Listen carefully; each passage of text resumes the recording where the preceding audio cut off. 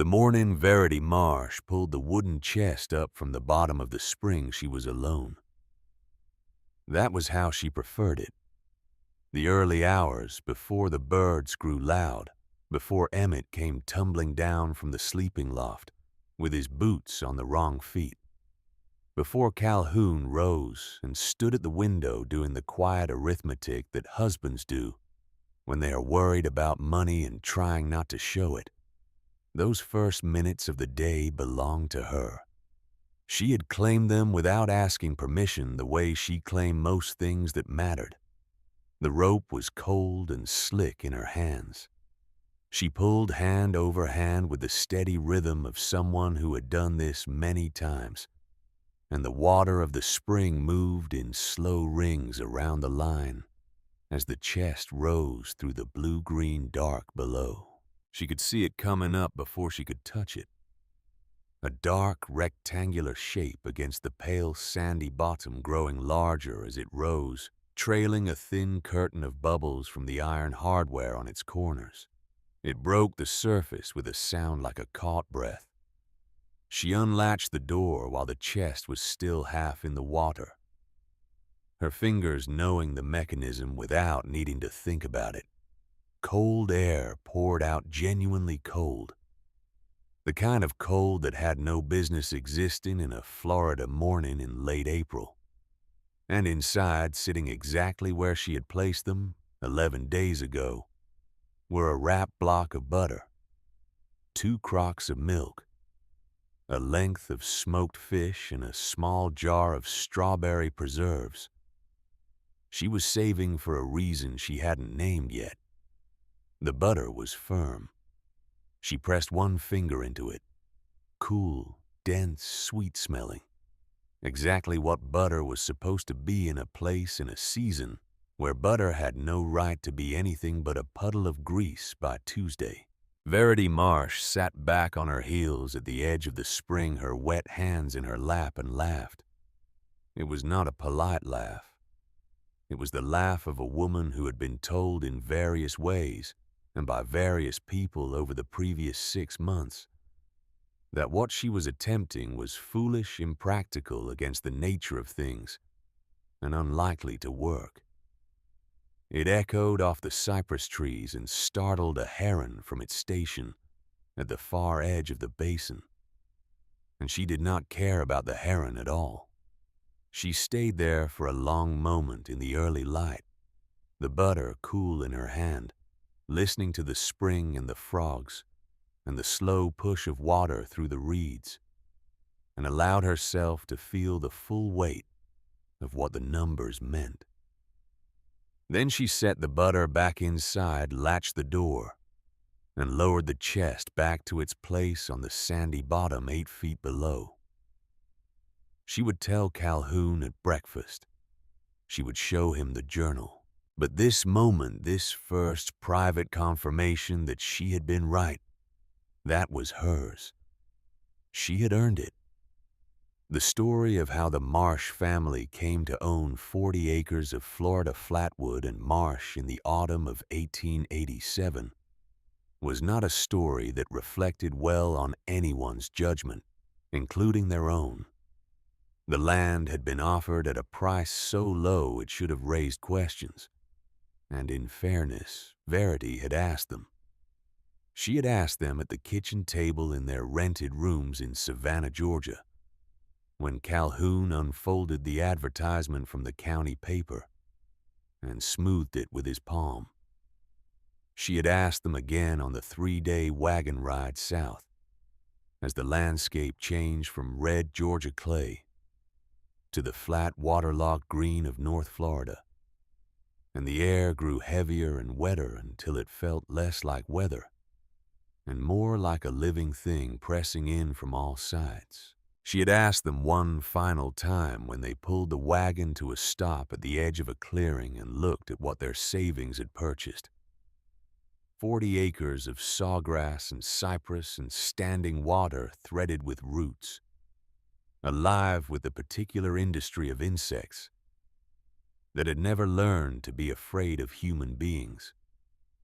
and sitting at the center of it all a spring-fed basin roughly the size of a generous pond whose water was so clear and so unnaturally blue-green that it looked on that first morning like a piece of the Gulf had wandered inland and decided to stay. The cabin had been promised as part of the arrangement. The description had used the word established. What stood at the edge of the clearing was a two-room structure of heart pine boards, a tin roof that caught the rain like applause, and a covered porch running the full width of the front that was genuinely the finest feature of the property. The chimney drew tolerably. The floors were level. It was not the worst shelter Verity had ever seen, and she had seen enough in her 27 years to have a reasonable calibration for these things.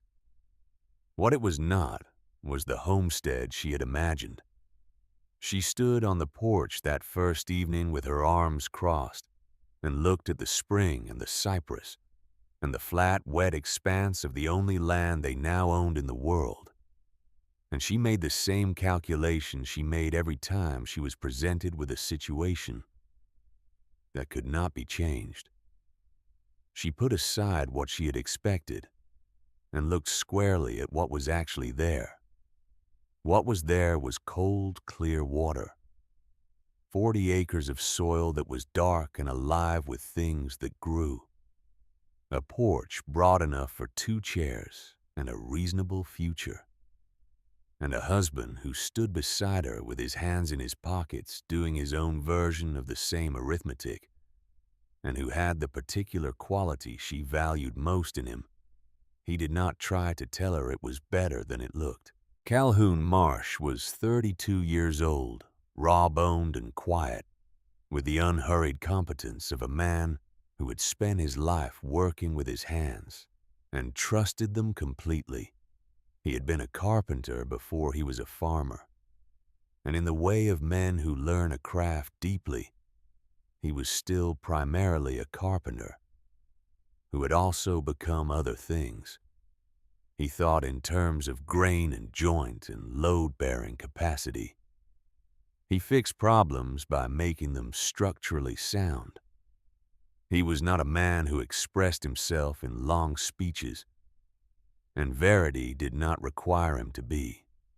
They had an understanding, the kind that forms between people who have shared hard things and come through them still talking to each other. Their son Emmett was 6 years old, gap-toothed and serious-faced with the singular focus of a child who has found one thing in the world that absorbs him completely and has decided that everything else is secondary. For Emmett, that thing was water. Not water in a general sense, not rain, not wells, not the river they had crossed twice on the journey south. Specifically and particularly the spring. He had noticed it within the first 10 minutes of their arrival, and by the end of the first week, he had named 3 of the cypress trees that leaned over it, and located the soft-shelled turtle that lived in the shallows on the north side. He called the turtle Captain. He had explained to Captain at length and with great seriousness the nature of the family's situation, the layout of the property and what he considered to be the spring's most interesting features. Whether Captain found this information useful was difficult to assess. Verity had planted a vegetable patch behind the cabin in those first weeks, with the practical optimism of a woman who understood that the ground would either cooperate or it wouldn't, and that finding out sooner was better than finding out later. She put in beans, turnips, carrots, and a row of sweet corn. She wasn't sure about, but planted anyway on the theory that uncertainty was not a reason to do nothing. The soil was dark and rich and smelled of things growing, which was encouraging. The heat was not encouraging. Florida heat in its full summer expression was not weather in the way Verity had previously understood weather. It was a condition like altitude or darkness that altered the basic properties of everything it touched. Food that was fine on Monday was questionable by Wednesday and decided by Friday. She had known it would be worse than Georgia. She had not known exactly how much worse. And there is a difference between knowing a thing abstractly and experiencing it in the meat box on a Thursday morning.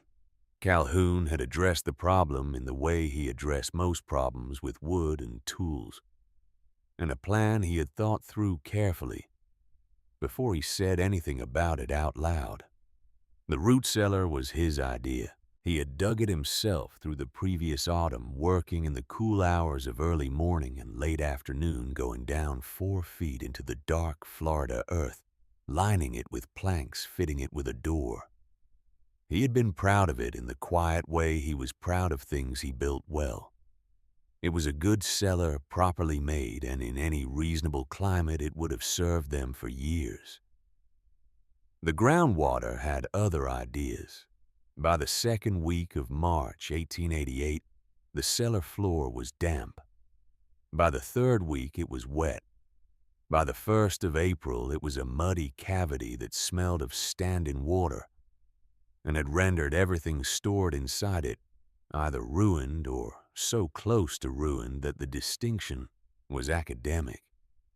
Calhoun had stood at the edge of the opening and looked down at what 6 months of work had become, and his face had done the thing it did when he was absorbing something difficult.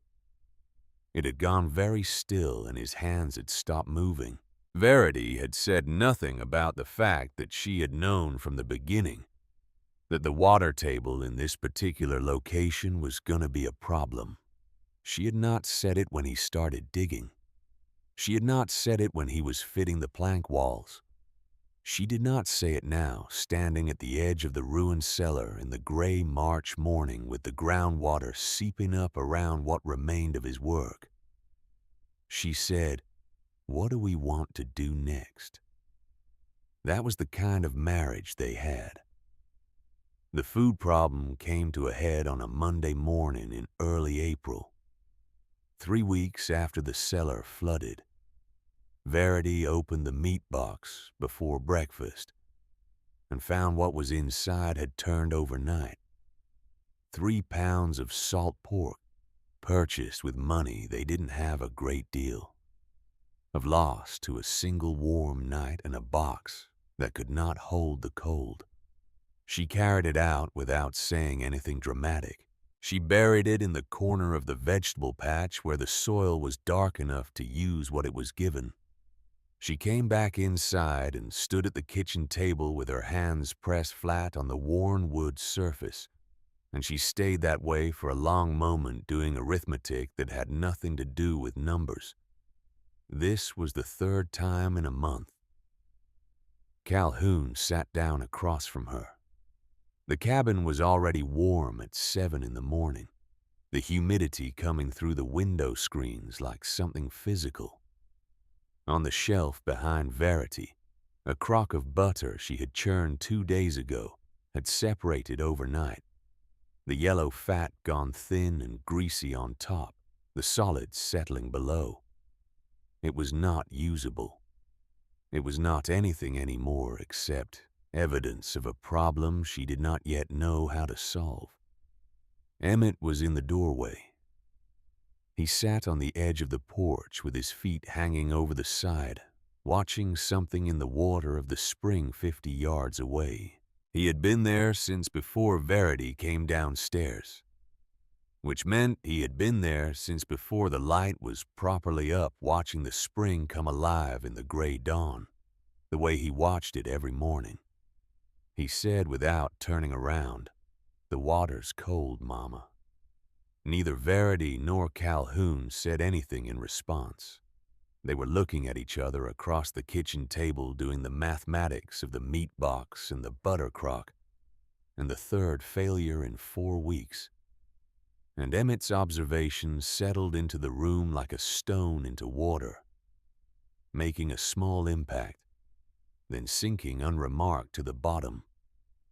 That night Verity could not sleep. She lay in the warm dark of the sleeping loft, listening to the frogs outside, which were numerous and committed, and turned the problem over in the way she turned difficult things, not waiting for an answer to occur to her, but listening for where the problem itself wanted to go, the way you might listen to a piece of green wood and hear in it what it was gonna do when it dried. The food would not keep. That was the fact at the center of everything. The root cellar had failed. The meat box was inadequate. Wet burlap helped for an hour. Crocks sealed with wax bought 2 days. Florida was not built for keeping things the way she had kept things in Georgia. The heat here was structural, woven into the climate at a level below weather, persistent in a way that made every strategy she'd used before feel like a door with the wrong kind of lock. She turned on her side and looked at the darkness of the window, and then, in the way of things that have been sitting in the mind quietly accumulating without announcement, Emmett's words came back. The water's cold, Mama. She was out of bed before she had fully decided to be. She pulled on her shoes and a shawl and went down the ladder from the sleeping loft and out the cabin door into the April night, and the air was warm and alive with the sound of the frogs, and the spring lay 50 yards away in the moonlight, still and silver, and so clear that even in the dark she could see the pale shape of the bottom below the surface. She sat down on the bank and looked at it. The spring was fed from underground. She knew this the way you know things you haven't thought about formally but have simply absorbed from living near something. The water came up cold from deep in the earth where the temperature was constant, regardless of what the air above was doing. Even in full summer, the bottom of that basin stayed cold enough to raise goosebumps on your arm if you reached down far enough. She had seen Emmett come up from his wading with his skin prickled and his teeth almost chattering, and she had wrapped him in a towel and thought nothing particular about it. She was thinking something particular about it now. What if the cold wasn't the problem? What if it was the answer? She sat at the edge of the spring for a long time, the night frogs singing around her, and worked it through, the way she worked through everything that mattered methodically, from every angle looking for the flaw. The place it failed. The cold was constant. The depth was sufficient. 8 feet at the deepest point. She knew this because Emmett had measured it with a stick and a piece of string and told her about it with the gravity of a scientist reporting a significant finding. The water was clear and clean, fed from underground, not from the surface. What you would need, she thought, was a container, sealed against water, large enough to hold a meaningful supply of food, stable enough to rest on the bottom without floating or tipping. Accessible, you would need to be able to reach it to load and unload it without going in the water yourself every time. She thought about wood. She thought about pitch. She thought about rope and weight and the basic principles of buoyancy that she understood from the practical education of a woman who had grown up near water and paid attention. By the time the sky began to lighten in the east, she had the outline of something that might work. She went inside and put the coffee on. Calhoun came downstairs at first light to find Verity at the kitchen table with a sheet of brown paper and a stub of pencil drawing. He poured his coffee and sat across from her and looked at what she was drawing without saying anything, which was one of his better qualities. He waited until she had finished the main lines of the sketch. A rectangular box shelved inside hinged door on the front, iron hardware at the corners, a rope system running up to the surface before he picked up the paper and examined it. He was quiet for a full minute. "Cypress," he said finally. "I thought cypress. It's the right wood, water resistant, heavy enough." He set the paper down. "The door is the hard part. It needs to work with wet hands," Verity said. "Cold, wet hands, from a distance." He nodded slowly, studying the sketch. "A cord release. Iron latch cord runs up to the surface." He was already somewhere else in his mind. The place he went when he was solving a construction problem, she could see it in his face. The particular inward focus of a man measuring and fitting things in his head. "The bottom shelf should be fixed," Verity said. "The upper one's adjustable if we can manage it." "We can manage it." He looked up from the paper. "The seams will need to be pitched, every one of them." "I'll handle the pitch." He held her gaze for a moment. "This might work," he said. It was not from Calhoun an extravagant statement. It was from Calhoun as close to enthusiastic endorsement as he generally got. Verity took it as such. "It will work," she said. By the end of the first week of April, the brown paper plans were spread across the kitchen table and weighted at the corners by a jar of dried beans, a coffee tin, Emmett's left boot, which he had placed there helpfully without being asked, and a smooth river stone that Emmett had also contributed, because he felt the boot alone was insufficient. He was not wrong about this. The design had evolved from Verity's first sketch into something more precise, 4 feet wide, 3 feet deep, 5 feet tall, large enough to hold the family's meaningful perishables, with interior shelves on 3 walls, and the hinged door fitted with iron hardware that Calhoun had sourced by disassembling a broken wagon gate that had been left to rust at the edge of the property by whoever had been foolish enough to try farming this land before them. They would use cypress throughout. Tongue and groove construction, no gaps wider than a hair. Pine pitch in every joint applied hot. The wood was the first task. Calhoun spent 2 days with a draw knife and a spokeshalve at the workbench he'd built on the covered porch, working cypress planks down to smooth, even surfaces that fit together the way well-made things fit without forcing, without apology. He worked in the early mornings and in the late afternoons when the light was good, and the heat was marginally less oppressive, and the sound of the draw knife on wood was a steady, unhurried sound that Verity found grounding in the way that skilled work in progress is always grounding. Emmett stationed himself at the edge of the work area in his role as official observer and carrier of small tools which he executed with the dedication of someone who understood that the job required staying out of the way and paying attention. He understood this instinctively. He brought tools when they were needed and returned them when they were finished with, and otherwise held his position and watched his head tip slightly to one side.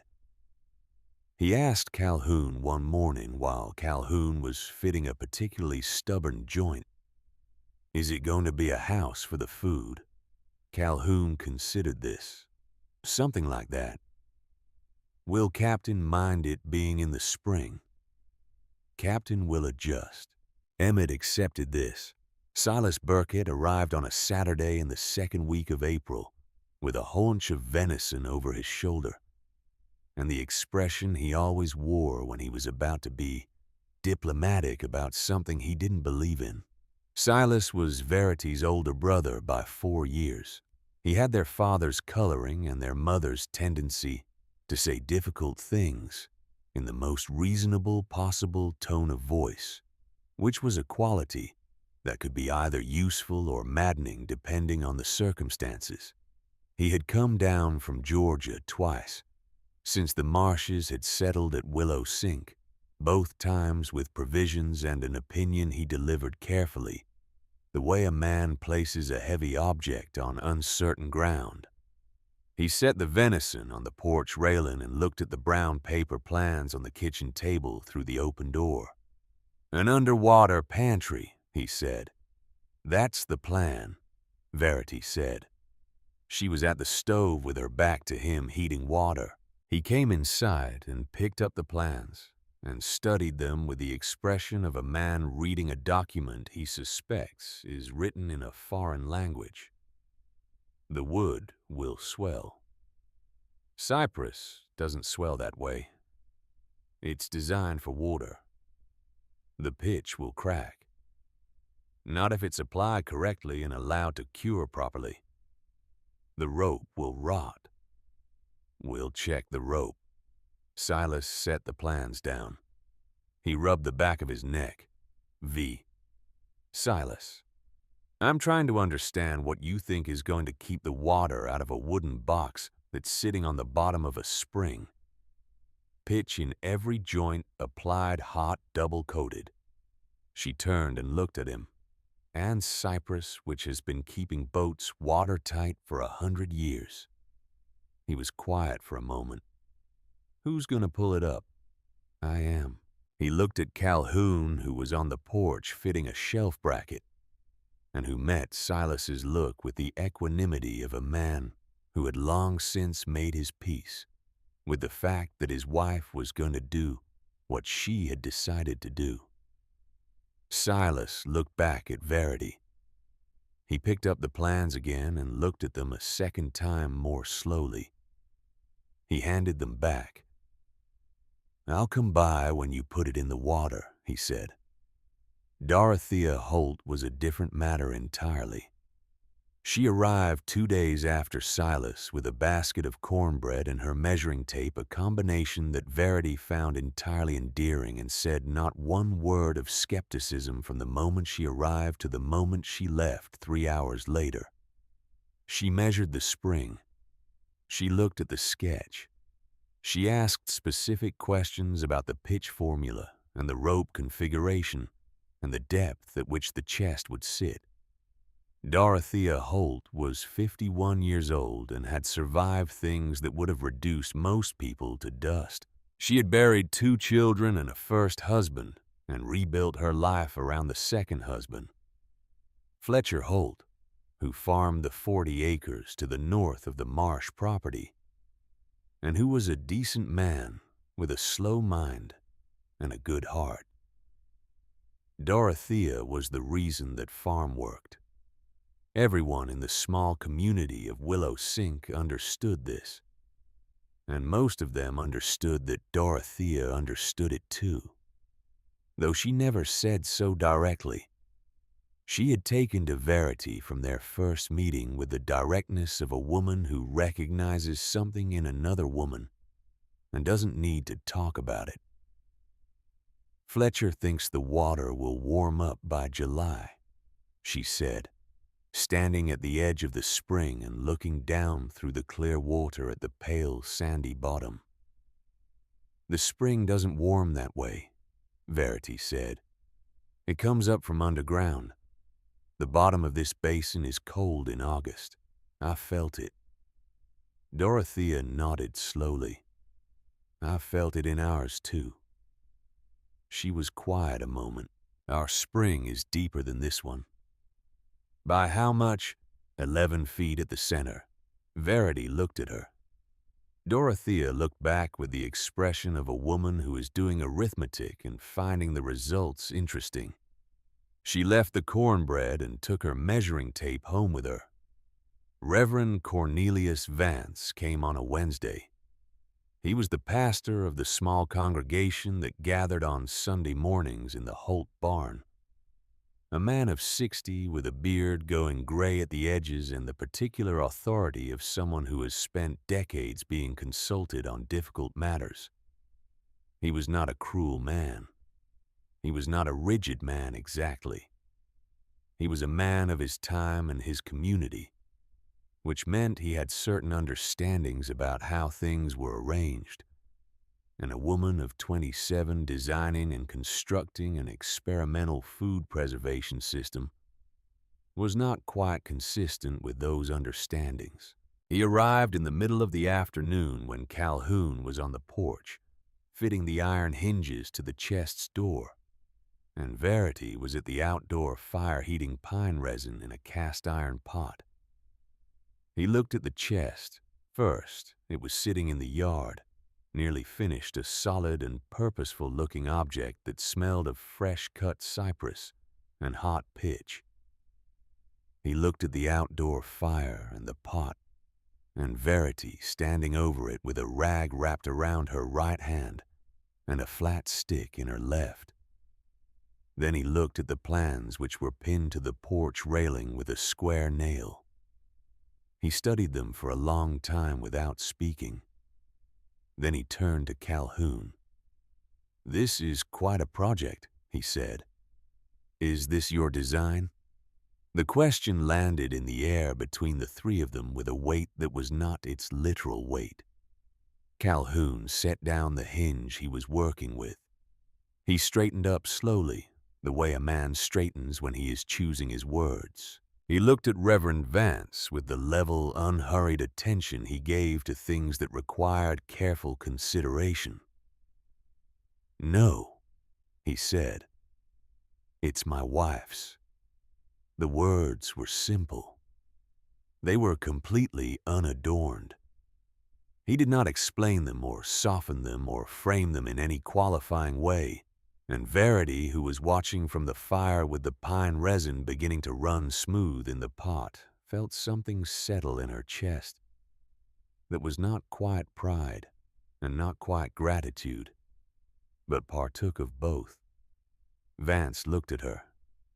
It was the first time she realized that he had looked at her directly since arriving, not through the plans at the porch railing, not through Calhoun's work on the porch, at her. "Is that so?" he said. "Yes, Reverend," Verity said. She was still stirring the resin. "It will be ready to go in the water by the end of the week if the pitch cures in time." Vance was quiet for a long moment. He looked at the chest. He looked at the spring beyond it, blue-green and perfectly still in the afternoon light.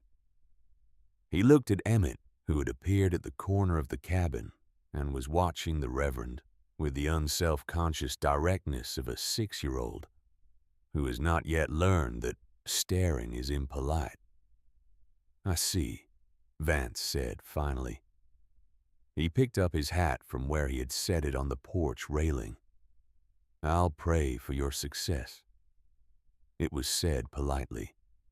It was said in the tone of a man who believes that the outcome of an undertaking is more in God's hands than in the hands of the person attempting it.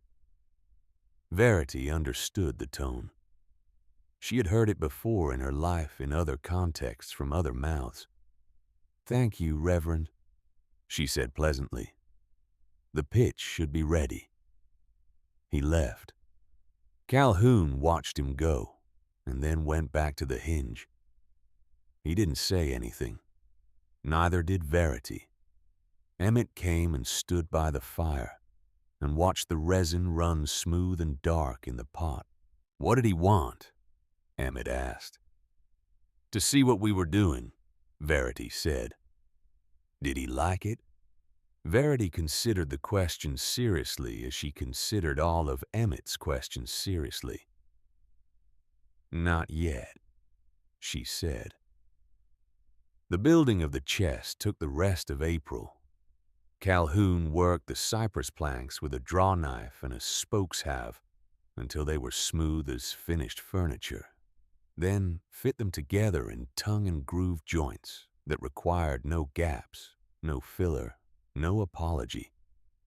He drove square nails through lead anchors into cypress that was dense enough to resist the intrusion. And then He fitted the cast iron hinges with the precision of a man who understood that the thing he was building had to work in conditions he would not be standing next to. Verity managed the pitch. She heated pine resin in the iron pot over the outdoor fire, stirring until it ran smooth and dark and consistent, then applied it to every joint and seam with a flat stick while the wood was still warm enough to accept it. She went over each joint twice. She did not rush this. The pitch was the difference between a sealed system and a wet box on the bottom of a spring, and she understood this with the clarity that comes from having thought through what failure means before you begin. The smell of hot pine resin filled the clearing for days. Emmett, assisting in his capacity as tool carrier and official observer, announced on the third day that it smelled like Christmas and turpentine and the inside of a boat all at once, which was an accurate description, and suggested he had been paying more attention to the world than anyone might have given him credit for. The door was the most difficult element. It needed to open and close reliably at 8 feet of depth, seal well enough to keep the interior dry, and be operable by one person pulling from the surface.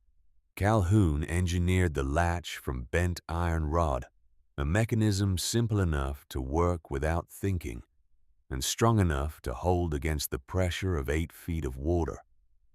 A cord ran from the latch up through an iron ring on the chest's roof to a wooden handle that would rest at the surface. Verity tested the latch 50 times on dry land.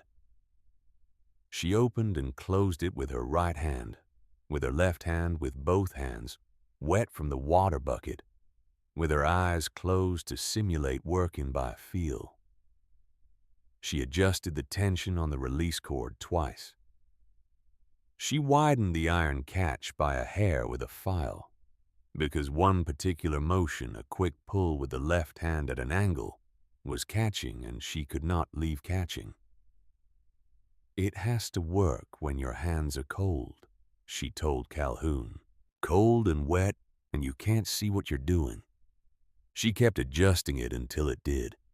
Obadiah Pratt ran the trading post at Willow Sink from a long building that smelled of rope and lamp oil, and the particular industry of a man who stocked everything a scattered rural community might need, and had learned that the community needed things you wouldn't necessarily expect. He heard about the underwater pantry from Silas, who had mentioned it in the way that people mention things they don't quite believe but can't stop thinking about. Pratt stocked rope and iron hardware and various grades of pitch among the many hundreds of things that lined his shelves, and he had sold Calhoun several items in the past weeks without asking questions, because he had learned over the years that the best way to find out what people were building was to wait until they were done. When Verity came in on a Wednesday with a list, he set her items on the counter one by one and measured what needed measuring, and he said, with the manner of a man raising a practical concern, "Heard you're putting a cedar box in your spring." "Cypress," Verity said. "Cypress then." He measured out a length of additional cord. "My daddy tried keeping crocs in a well once. Water got in eventually." "The joints are pitched," Verity said. "Every one." Applied hot.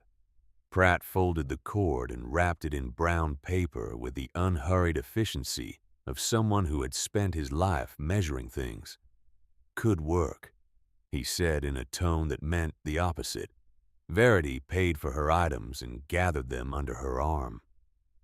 "It will work, Mr. Pratt," she said pleasantly, and went out into the April sun. She was not angry at Obadiah Pratt. She was not angry at Silas or at Reverend Vance or at Fletcher Holt's quiet skepticism or at the general ambient doubt that had gathered around the project like weather gathering around a hill. She understood it. She understood that what she was proposing was strange, that a 27-year-old woman designing a food preservation system that didn't exist yet was not the ordinary run of things in a community like Willow Sink in 1888.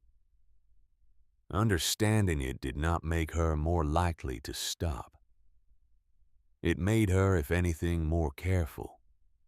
Every doubt she heard was a potential failure point she needed to account for, a weakness she needed to find before the water did. Pratt's concern about seepage was a concern she shared. Silas's worry about the rope was legitimate. Vance's silence was a kind of question she intended to answer. The difference between where she stood and where they stood was this: they were looking at what might go wrong. She was looking at what she needed to do to make sure it didn't. On the 15th of April, the chest was done. It sat in the yard near the spring, looking exactly like what it was. A heavy wooden cabinet sealed with pitch and fitted with iron hardware, and a rope handle on the roof, built to go somewhere that furniture did not ordinarily go. Calhoun had built a small test stand so it could rest level on the uneven ground of the yard, and it sat on this stand in the afternoon light, looking, Verity thought, fundamentally correct. Built for its purpose. Nothing extraneous. Silas came by that afternoon, drawn by some instinct for timing that brothers develop when they don't want to admit they are curious. He stood in the yard with his arms folded and looked at the chest for a long time. "It's heavier than I expected," he said. "Cypress is dense," Calhoun said. "You haven't put it in yet." "Tomorrow morning," Verity said. Silas looked at the spring. He looked at the chest. He rubbed the back of his neck. "I'll come by," he said after a moment. "To watch." He said it the way a man says something when he doesn't want to admit that he is hoping to be surprised. 7 o'clock, Verity said. "Bring coffee if you want it. We'll have our hands full." She went inside to prepare the evening meal, and behind her the spring lay silver and still in the last of the April light, cold and deep and waiting, and beneath its surface, 8 feet down in the blue-green dark of the sandy bottom, there was a space exactly the size of a cypress chest that no one had put anything in yet. But that felt to Verity very much like a space that had always been there. She had only been the first person to see it. The morning they put the chest in the water, the spring was mirror still. It was the 16th of April, a Thursday, and the air was already warm by 7 o'clock, with the particular warmth that Florida produces in spring. Not the brutal, pressing heat of midsummer, but a gentle insistence, a reminder of what was coming, a hand laid flat against your back, pushing you in a direction you couldn't argue with. The cypress trees cast long shadows across the water. The lily pads on the north end of the basin had doubled since the week before. Captain, the soft-shelled turtle, was at his usual station on the submerged log, with only his head above the surface, watching the proceedings with the profound detachment of a creature that has seen stranger things than this and expects to see stranger things still. Silas was there.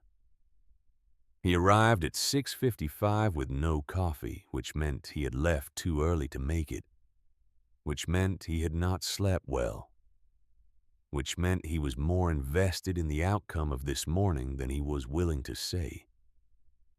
The Holts came. Fletcher walked over from the north property with his hat in his hand, the way he went everywhere, as though he was always about to be introduced to someone important. Dorothea came with cornbread in a basket, which Verity noted the cornbread meant Dorothea expected to be there a while, which meant Dorothea thought this was worth staying for. Reverend Vance did not come. Verity had not expected him to. Calhoun had rigged the lowering system the previous afternoon. A forked cedar post driven into the bank at the spring's edge held a cast-iron pulley block he had borrowed from Fletcher Holt, who used it to move equipment and lent it without requiring an explanation. The rope ran through the block and back to a second anchor stake so that two people pulling from the bank could lower the chest steadily rather than dropping it. 4 iron eye bolts in the corners of the chest's roof held the rope in a balanced configuration. A separate anchor chain, one end fastened to the chest's base and the other to an iron rod. Calhoun had driven into the spring bottom 2 days earlier would hold the pantry at depth regardless of buoyancy. Emmett had attached the anchor rod to the chest the previous evening with a knot he had learned from watching Calhoun, and then practiced on a fence post until he could do it without looking. He had checked it twice this morning, standing in the shallow edge of the spring in his bare feet, the water cold around his ankles before anyone else was awake. They walked the chest to the bank together, Calhoun and Verity on opposite corners, Silas steadying the rope configuration from behind. It was heavier than it looked, which Silas had predicted, and which turned out to be an asset rather than a problem. Dense things behave better at depth. They set it at the water's edge. "Ready," Calhoun said. Verity looked at Emmett, who had taken his position at the bank 3 feet to the right. His appointed station for this operation assigned to him that morning with the gravity of a genuine responsibility. His job was to watch and report what he could see as the chest went under. He took this assignment with the absolute seriousness of a child who understands that he has been given a real role, not a child-shaped approximation of one. He nodded at his mother. They walked the chest off the bank. For a moment it floated, sitting on the surface of the spring like an improbable raft, the trapped air inside holding it up with a cheerfulness that seemed almost defiant. Everyone watched it. No one said anything. The spring held it gently on its surface as though considering the proposition. Then Calhoun and Verity took the haul rope and began to walk it down hand over hand. The pulley took the strain. The chest tilted. The first seam went under the surface, and then the second, and then the water rose around the wood in a climbing line, and the group of people standing at the edge of the spring watched that line with the focused attention of people watching something that matters. "Bubbles," said Emmett. Everyone stopped. "Where?" Verity said. "The bottom corner. The one with the mark." Emmett had drawn a small fish on that corner of the chest during construction. He had done this with a piece of charcoal on a slow afternoon, without asking permission, and no one had removed it, because it was Emmett's and he had drawn it with considerable care. Now the fish was pointing them toward a failure they would not otherwise have found in time. They pulled the chest back up. Verity got down on her knees at the bank's edge without a word to anyone and ran her fingers along the bottom corner where Emmett had indicated, pressing against the pitched seam with her thumb. And she found it a gap, the width of a thumbnail, where the resin had contracted slightly, away from a dense knot in the cypress grain. It was small. It was entirely sufficient to ruin everything if left unaddressed. She stood up. "I need the pitch pot." Calhoun had the outdoor fire going in under 4 minutes. The resin heated in the iron pot. Verity took the flat stick and worked the hot pitch into the gap, pressing it deep into the wood grain spreading it along the line of the seam in both directions from the failure point. She did it once. She let it set for 30 seconds, then did it again. She tested the result with a wet cloth, pressing hard against the seam and holding. She stood up. "Again," she said. They walked the chest off the bank a second time. Emmett watched for 3 full minutes, his face at its most concentrated before he spoke. "No bubbles," he said. They let it down slowly, hand over hand, the rope running through the pulley in long, steady pulls. The chest descended through the clear water with a deliberateness that felt to Verity almost ceremonial, a thing passing from one state of being into another, crossing some threshold that had no name. The blue-green water closed over it. The rope ran straight down from the cedar post to where the chest rested 8 feet below on the sandy bottom in the cold and the quiet and the dark. Silas let out a breath. Dorothea put her hands on her hips and tilted her head in a way that was, Verity noted, startlingly similar to her own habit of listening for an answer. "Well," Dorothea said, "let's see if it works." 4 days later, Verity was up before the birds. She had not slept badly. She had slept the way she slept when something she had planned was in progress. Not anxiously, but lightly, the way a mother sleeps when a child is in the house and well. But she is listening anyway. She dressed in the gray dark and went downstairs and out through the cabin door into the pre-dawn. And the spring was there 50 yards ahead, its surface perfectly still in the last of the night. She pulled the chest up alone. She did not wake Calhoun.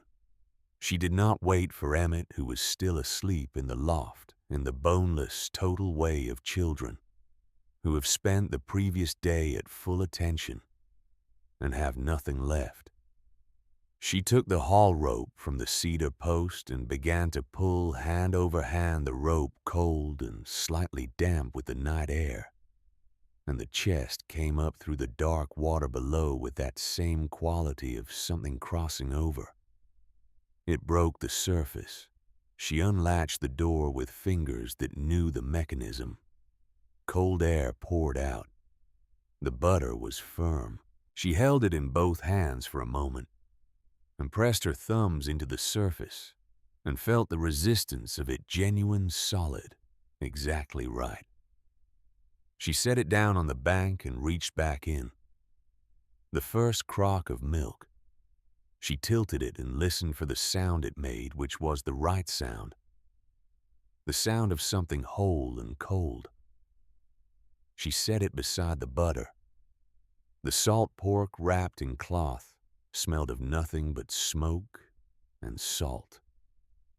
The turnip greens had wilted at the edges. She had expected this leafy things being vulnerable, but were otherwise clean and cool and green in a way that vegetables in a Florida summer had absolutely no business being.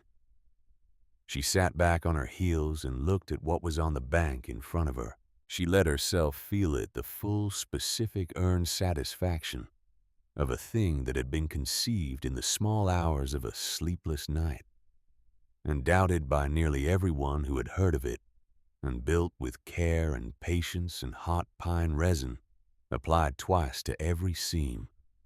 And that had done exactly what she had said it would do. She sat with that for a while. The sky was beginning to lighten in the east. The frogs were quieting. Captains surfaced at the far edge of the spring, looked at the situation, and submerged again without comment. Then Verity loaded the chest back up with fresh provisions, an additional half-pound of butter, a second crock, a piece of pork loin she'd salted the previous week, and lowered it back to its place on the bottom, and tied off the rope and went inside to put the coffee on. When Calhoun came downstairs at first light, she was sitting at the kitchen table with her journal open. "It works," she said. He sat down across from her and looked at her face, which was composed but carrying something in it that he recognized from many years of looking at her face in moments that mattered. "Tell me," he said. She told him, and then she showed him the journal. May arrived and the heat became serious. This was not the polite warmth of April, which had the decency to lift in the evenings and allow the possibility of sleep. This was the full commitment of a Florida spring pushing hard towards summer temperatures in the upper 80s by 9 in the morning. The air thick enough to feel like something you were pushing through rather than walking in. The insects arrived in the evenings in numbers that required either a smudge fire or a philosophical resignation. To discomfort, and most evenings, Verity chose the smudge fire on the grounds that philosophy had its limits. The Holts lost a side of beef in the second week of May. It went bad overnight faster than Dorothea had expected, in a way that meant she had been measuring the temperature wrong, and the consequence of that miscalculation was significant. She rode over to tell Verity with the expression of a woman who is doing arithmetic and does not like the totals. "Your milk is still sweet?" she asked, standing at the edge of the spring and looking down through the water at the shape of the chest below. "Sweet and cold," Verity said. "Emmett drank 2 cups straight yesterday and asked for a third."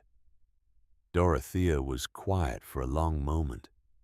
The great blue heron that had taken up permanent residence on the far side of the spring stood in the shallows in its usual attitude of total professional commitment, watching something invisible below the surface. "Fletcher says the water will warm up," Dorothea said. "Not unkindly." "The spring doesn't warm that way," Verity said. "It comes up cold from underground.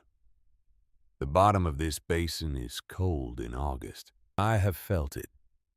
Dorothea nodded slowly in the manner of a person revising a calculation. She looked at the spring for a long time.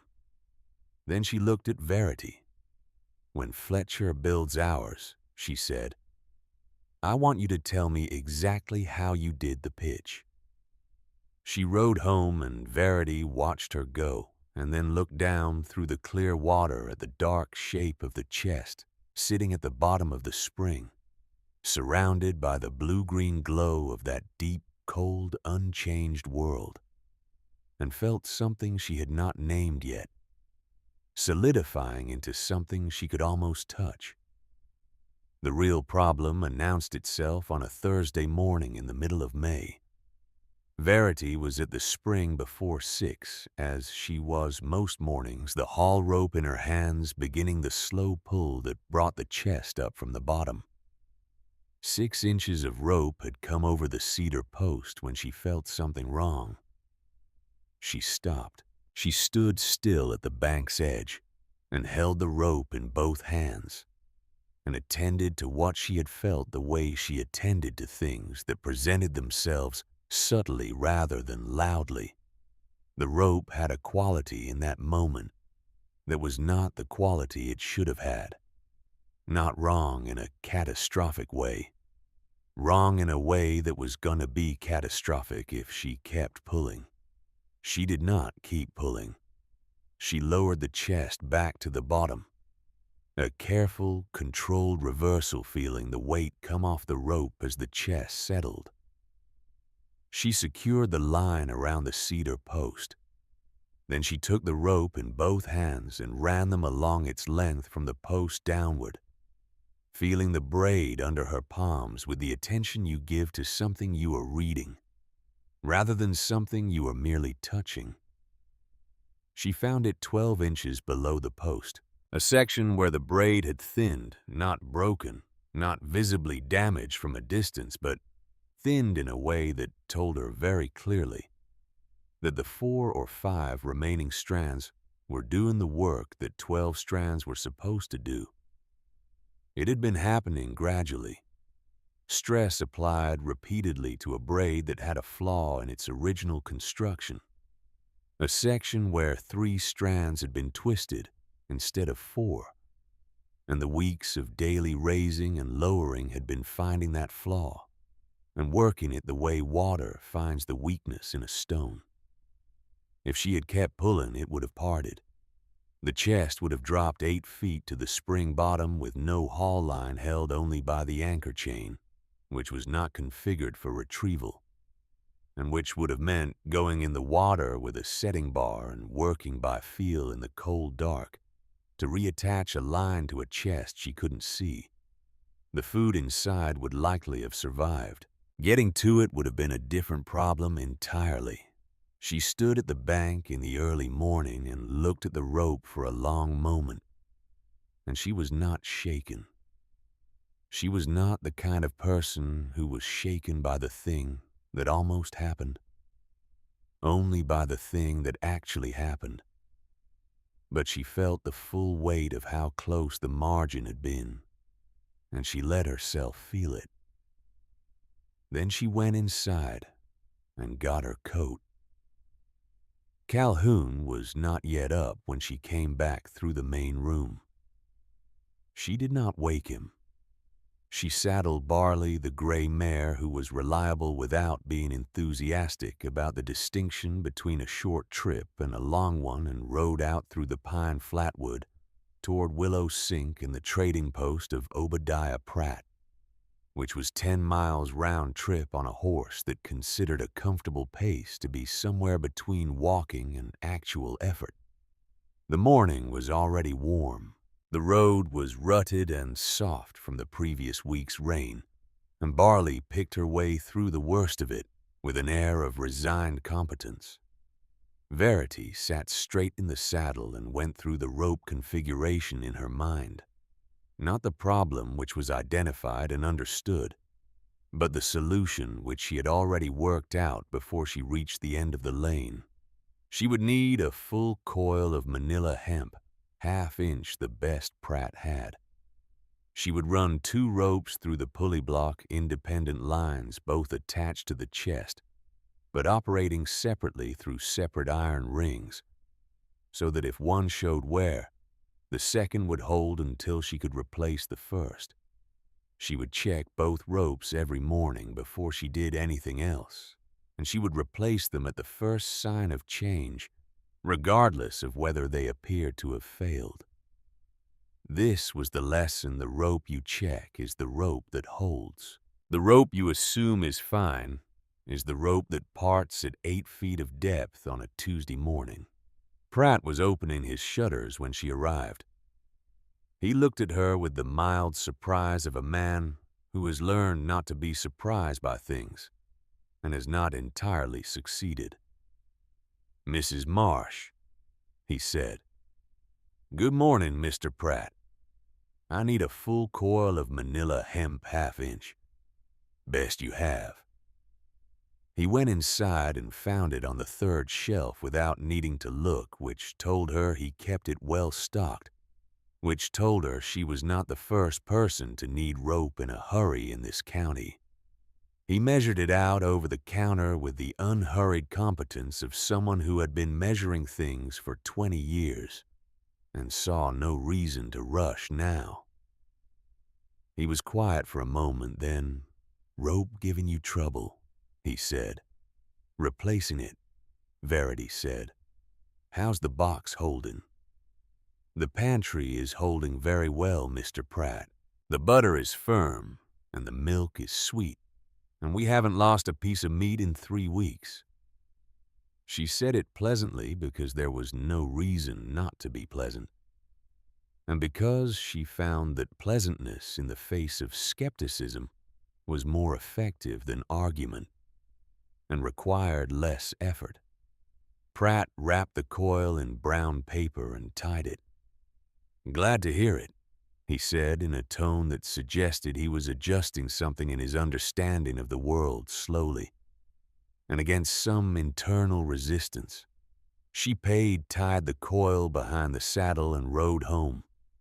Calhoun was at the spring when she got back, standing at the bank's edge with the thinned rope in his hands, having found the problem on his own in the hour since she had left. He looked at her. He looked at the coil of rope behind the saddle. "You already went," he said. 10 miles, she said. Barley was adequate. He took the rope from behind the saddle and turned it over in his hands, examining the weave. He looked at the damaged section on the old line, then looked at her. "The doubled configuration," he said. 2 independent lines. Both through separate rings, both checked every morning. "I'll drive the cedar post deeper, 2 feet more into the bank clay." "Yes," she said. "And a second anchor post on the opposite bank with a guide wire between them to keep the pulley centered regardless of wind." He considered this, nodded. "Better than what we had." It needed to be. She handed him the rope and went to see about breakfast, and behind her she heard the sound of him beginning to work the measured, purposeful sounds of a man who has been shown a better way to do something and is already doing it. Emmett found them both at the spring an hour later when the new rope was rigged and the doubled configuration was set, and the second post was being driven into the opposite bank with the iron maul. He watched his father drive the post and then looked at his mother. "Is it stronger now?" he asked. "Much stronger," Verity said. Emmett looked at the spring. He looked at the rope running straight and clean from the post down through the pulley block to where the chest rested below. "Good," he said. Captain would have been upset if the butter box fell and scared him. It was Silas who changed first among the doubters. He came by on a Saturday in the middle of May, which was not unusual. He came most weekends sometimes with provisions, always with his ongoing assessment of how the Marsh family's experiment in Florida living was going. He had not been openly negative about the underwater pantry since the day he had watched it go in without catastrophe. He had also not been openly positive. He had occupied the careful, neutral ground of a man who wants to be right about his skepticism, but is beginning to suspect he might not be. He arrived to find Verity at the spring alone. Calhoun was on the far side of the property, checking the fence line that bordered the northwest corner, where the property met a stretch of pine flatwood that belonged to no one, and from which animals came and went as they chose. Emmett was somewhere in the middle of his ongoing scientific survey of the spring's ecosystem, which on this particular morning appeared to involve lying face down on the bank, with his chin resting on his folded arms, and watching the minnows with a patience that most adults couldn't sustain for 4 minutes. Verity was working.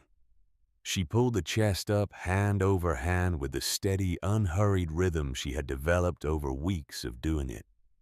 Not fast, not slow, just the right speed for the rope and the weight and the pulley. She pulled it to the surface, unlatched the door with one practice motion, and began the inventory. Her left hand held the journal open to the current page.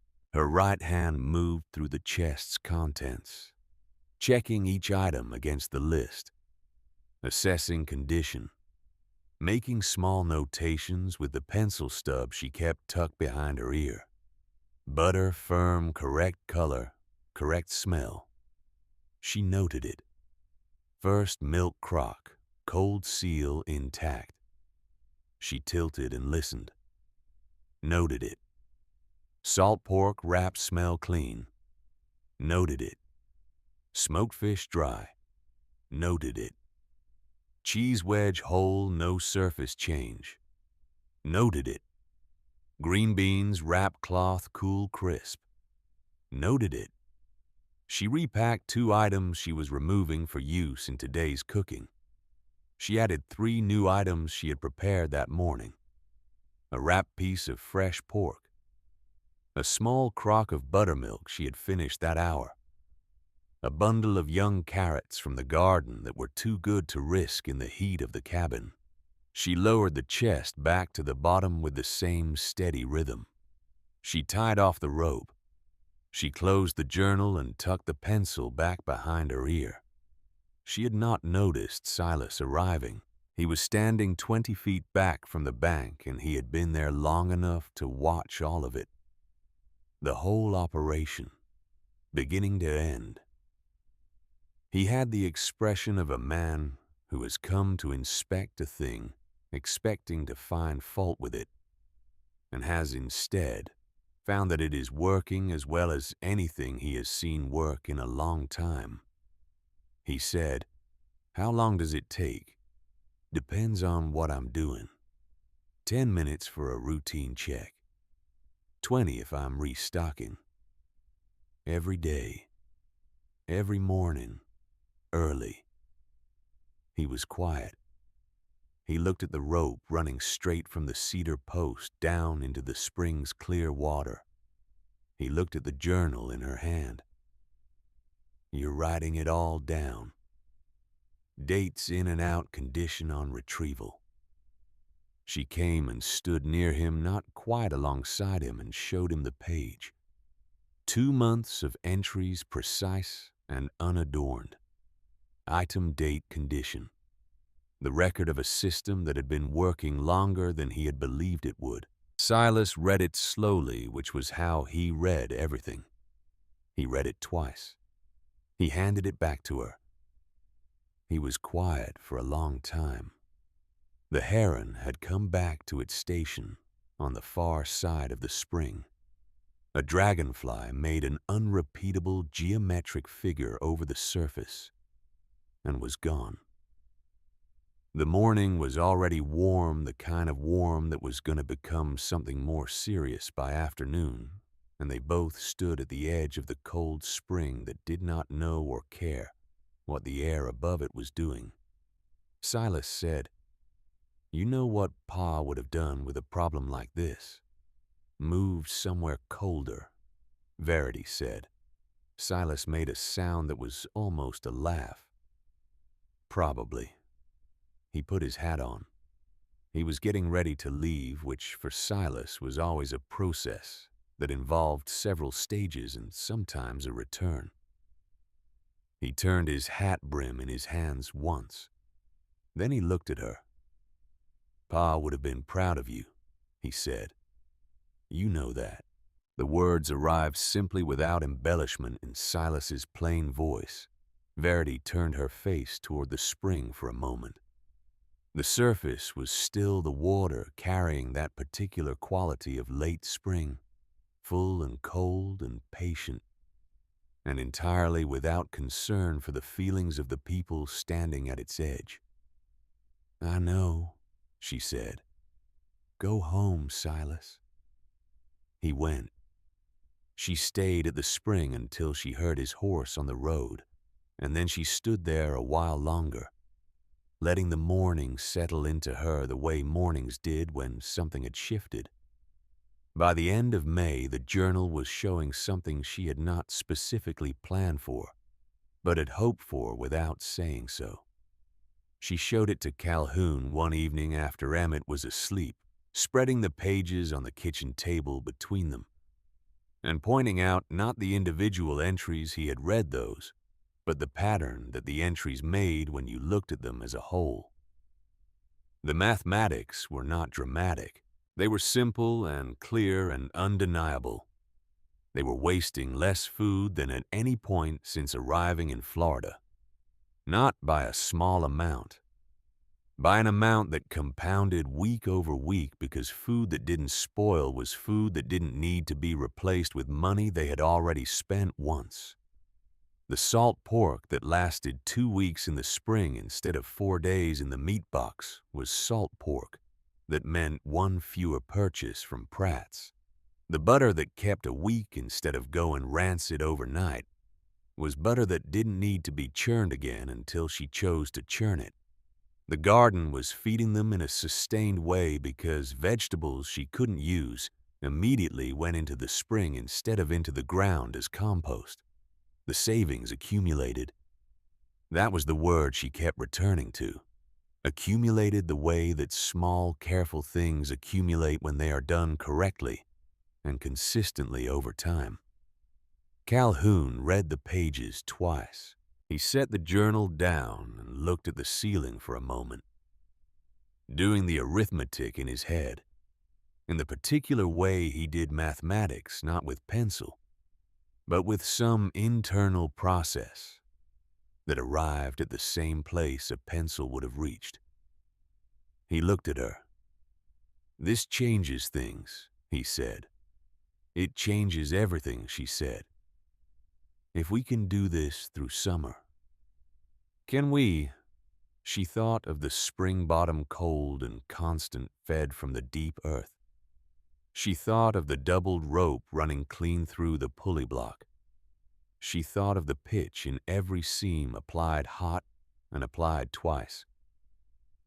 "Yes," she said.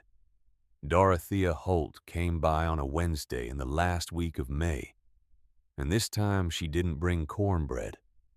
She brought her measuring tape and a set of questions she had clearly been preparing for some time. They sat on the porch in the diminishing heat of late afternoon with 2 cups of something cool that Verity had brought up from the spring that morning. And Dorothea opened her notebook. She had brought a notebook which Verity appreciated enormously, and asked about the cypress.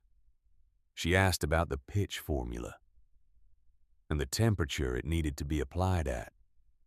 She asked about the rope gauge and the pulley block configuration. She asked about the depth and the anchor method. Verity answered everything. She did not simplify or qualify. She answered as one person who had worked out a system answers another person who is genuinely trying to understand it. At the end of it, Dorothea looked at her notes and then looked at the spring. "Fletcher can do the woodwork," she said. "He's not Calhoun, but he's capable enough." "The cypress is the critical thing," Verity said. "Everything else can be adjusted if you get the wood and the pitch right." "How long did the pitch take to cure properly?" 2 full days. Don't rush it. It won't cost you as much in time as it will cost you in everything else if the seam lets go at 8 feet.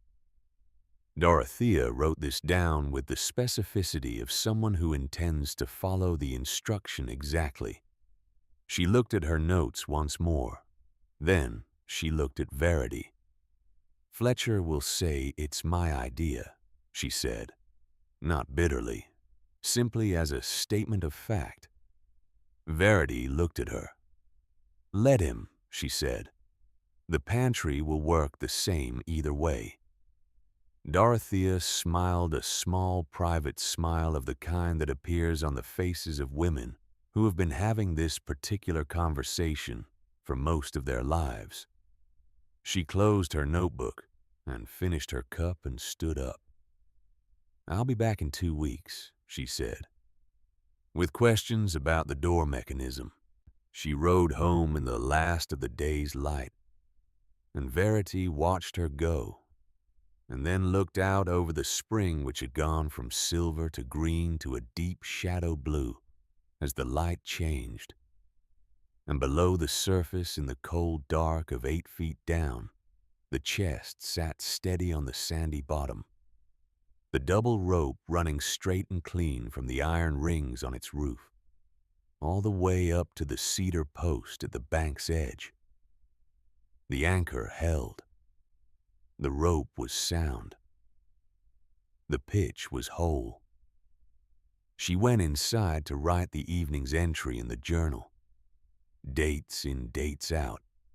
Condition on retrieval. The record of a system that was working week by week in a place that everyone had said was wrong for keeping things. Every number on those pages was an argument. She was making that argument carefully in the only language that could not be disputed. The storm came on a Friday, not a hurricane, not the kind of storm that announces itself 3 days ahead with a dropping barometer and a particular quality of stillness in the air that old Florida hands recognize and respect. This was the other kind, the plain, brutal, entirely ordinary Florida afternoon storm that builds from nothing in 2 hours and arrives with the conviction of something that has been planning this for a long time and sees no reason to hold back now. Verity saw it coming at noon. She was in the garden behind the cabin, tying up the bean plants that had grown tall enough to need staking, when she looked up and saw the western sky had changed. Not yet dark, not yet anything you could point to and name with certainty, but changed in the way that the sky over flatland changes when something large is organizing itself at a distance. A density, a gathering quality. The air had stopped moving, which in Florida in early June meant that something was about to move it very decisively. She finished tying the bean plants. She brought the garden tools inside. She secured the outdoor fire pit cover with the iron rod they kept for the purpose. She checked the rope on the cedar post at the spring's edge, both lines running clean and taut down through the pulley block, to the chest below the anchor chain holding its place. Everything where it should be. She went inside and latched the windows. "Storm," she told Emmett, who was at the kitchen table drawing something complex involving Captain and several minnows and what appeared to be a raft. "Big one?" he asked. "We'll see." It was a big one. It arrived at 3 in the afternoon with lightning that struck the old water oak 60 yards from the spring, a crack and a white flash that happened simultaneously, the sound and the light refusing to separate the way they did with distant storms. The thunder that followed was not a sound so much as a physical event felt in the sternum, in the back teeth, in the soles of the feet on the pine floor. Emmett, who was not generally a child who startled. Rain came horizontal, not falling, arriving, driving in from the southwest, with a force that turned the clearing into a gray churning obscurity and made the spring invisible from the cabin window. The cypress trees at the water's edge bent. Leaves stripped from the branches drove into the water in brown swirling masses. The tin roof of the cabin caught it all like a drum played by someone with no patience for subtlety, and the sound was continuous and absolute and made conversation not impossible but not worth attempting. Calhoun was at the cabin before the worst of it hit. He had been at the fence line on the northwest corner of the property and had read the same western sky Verity had read, and had come home at a pace that Barley, in her role as reliable but unenthusiastic conveyance, had apparently agreed was appropriate.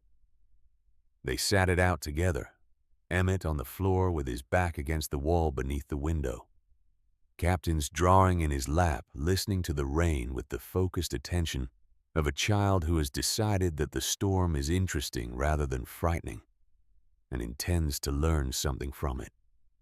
Calhoun in the chair by the cold fireplace, a piece of leather harness in his hands that he had been meaning to mend for 2 weeks. Verity at the table with the journal recording the previous day's entries that she hadn't gotten to that morning, listening to the rain and the wind and thinking about the rope at the spring's edge. The storm lasted 2 hours. When it passed, it left behind the particular smell of a Florida storm's aftermath, green and mineral and electric, as though the air itself had been washed and wrung out and was still damp at the edges. The clearing was scattered with leaves and small branches. The vegetable patch had taken a beating but was recoverable. The oak that had been struck stood with a long white scar spiraling down its trunk from the crown, and the ground around its base was dark and steaming. The cedar post at the spring's edge was standing. Verity saw this from the porch, before she saw anything else about the spring's condition, because the post was what mattered, and the post was upright, and the rope was still running from it. She walked to the bank in the wet grass and looked down into the water, and what she saw required a moment to fully assess. The storm surge had moved the chest, not far, not catastrophically, but the wind-driven water had pushed enough turbulence through the spring basin to create currents that had no business existing in what was normally a mirror-still environment. And those currents had caught the rope where it entered the water and wrapped it around a submerged cypress knee 3 feet below the surface. The chest pulled by this tangle had rotated 45 degrees off its original position and was now sitting at an angle on the spring bottom listing slightly to the left, the door facing a direction it was not supposed to face. The anchor chain had held.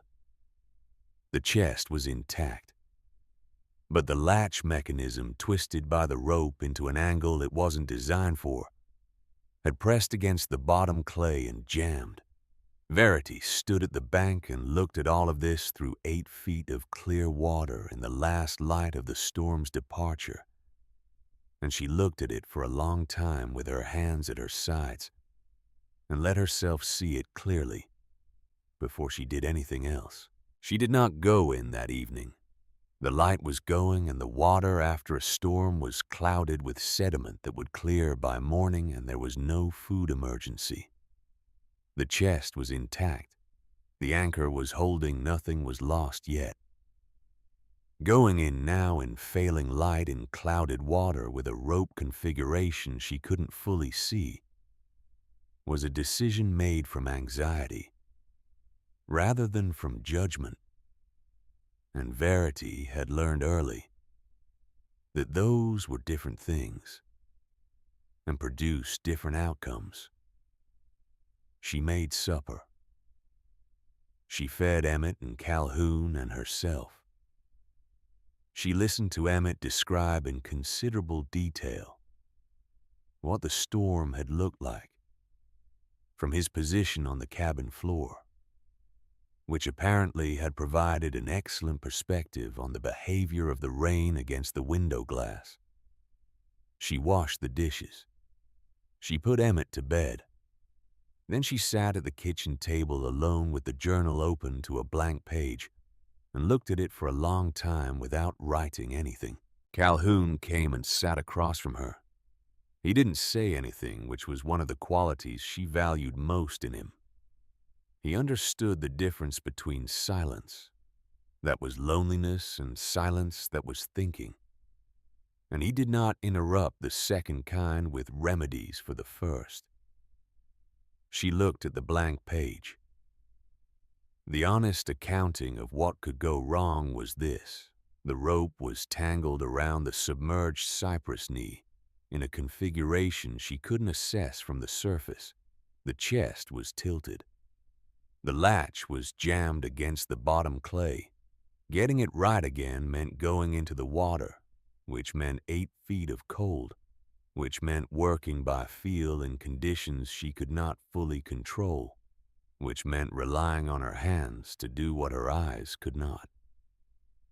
And beneath all of that, quieter and harder to look at directly, the possibility that Cecil Pratt had been right, that Silas's first instinct had been correct, that the water would find its way in, that the seams would fail, that the food inside was already compromised by the storm's movement and the chest's new angle, and that what she would find when she finally got the door open would be the answer she had been refusing to consider. She thought about the hammed at the flooded root cellar, Calhoun's months of careful work reduced to a muddy cavity, She thought about Reverend Vance looking through her at Calhoun and asking the wrong person the question. She thought about Silas's face when he first called it just a box. Then she thought about Emmett, the water's cold mama, 6 years old, sitting in the doorway looking at the spring, saying the thing that cracked the problem open like a walnut. Not because he was trying to solve anything, because he was paying attention, because he had spent more hours watching that spring than anyone, and he had simply reported what was true about it without agenda or qualification, and the truth of it had been the answer all along. She closed the journal. "I'm going in tomorrow morning," she said. Calhoun looked at her. "I'll be there." "I know," she said. She was up before the light. The morning was still and cool in the way of mornings after a storm, the air scrubbed clean, the frogs quiet, the spring visible from the cabin door as a pale glimmer in the pre-dawn. She dressed without waking Calhoun, which she had not intended, and which she gave up on when she heard him on the ladder from the loft. Before she had her second boot on, he came downstairs and looked at her. "Coffee first," she said. They drank it on the porch steps in the gray dark, not talking, watching the sky lighten in the east by degrees. The oak with the lightning scar was visible against the pale horizon, its wound already beginning to look like a permanent feature rather than a fresh injury. The clearing was still scattered with leaves.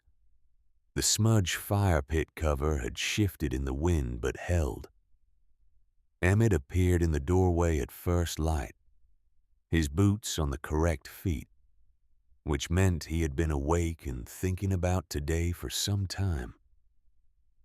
"I want to come, yeah," he said. "You can come to the bank," Verity said. 6 feet back from the edge. That's your position." "I know my position," he said with dignity. They walked to the spring together in the early light. The water had cleared overnight.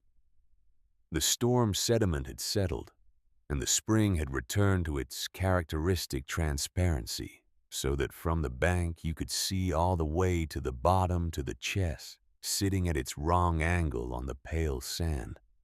The rope tangled in a loop around the cypress knee, 3 feet below the surface, the door facing the wrong direction. Verity stood at the bank and studied it. She mapped it out in her mind the way she mapped out problems before she addressed them methodically from the outside in.